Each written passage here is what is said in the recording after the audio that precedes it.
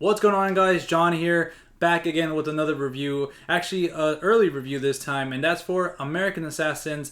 And the film stars Michael Keaton and Dylan O'Brien. And guys, obviously, as always, there's going to be no spoilers, so don't worry about that. And to be honest, this movie was on my radar because of Michael Keaton himself. He's been recently having a resurgence, in my opinion, and everything that he's been in has been great or okay. So I was like, you know what? This movie actually looks good.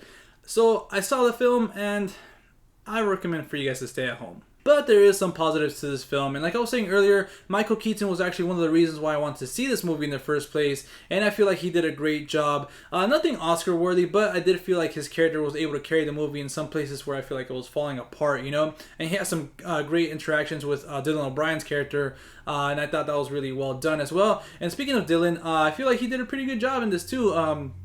He was the main character and he had a lot of, like training scenes and stuff like that. So I thought those were cool. And also the whole scene in the beginning, I thought he did a good job in that. So the acting, at least for these two guys, were really good. Also, I feel like there were some cool shots in this movie. And the action, it was nothing groundbreaking, but I thought it was, serviceable for this film.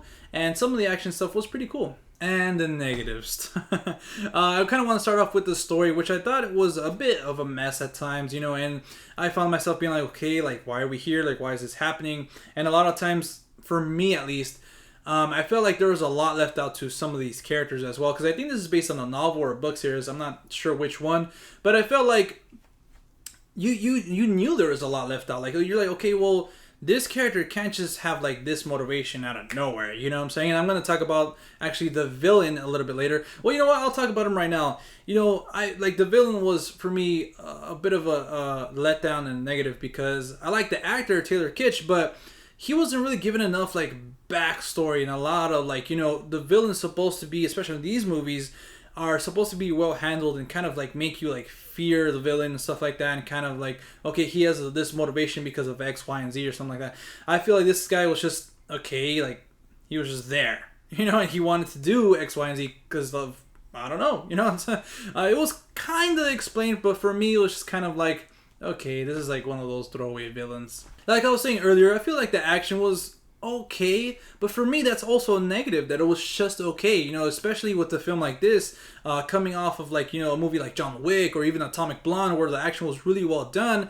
I feel like this just action was just okay. It was like, especially from the trailer, it did look like we're gonna have some cool, unique action. And I'm not saying like it just needs to be like John Wick or Atomic Blonde, but I'm just saying like it's just like generic action just there, like. And I guess maybe because the story and stuff like that kind of, they don't mix well. Like, you don't really care about what's going on. Like, you do, but not as much. And I feel like that has to do with the writing and the story as well.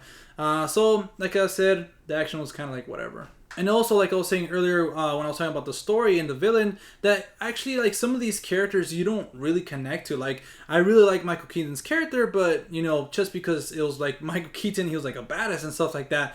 But, like, you didn't really like learn a lot about him and like enough to like really care or like be invested for him. Also, the main character, like, you understand what happens. Like, I'm not saying like, okay, cool, like, he just suffered this, like, but I feel like he just went through that and like that's it. Like, you didn't really like see anything else from his character, I was like, okay, like I was expecting a little bit more, especially from the main character, especially when he's going through like this journey. He just has like that one motivation throughout the story because of this one event, but you don't see him really struggling with it. At least I think so. You just see him kind of motivated to do like this one thing. So I feel like the characters were kind of, you don't really have a real connection to them, and they're kind of just there. And some of the CGI guys was kind of, video game-ish.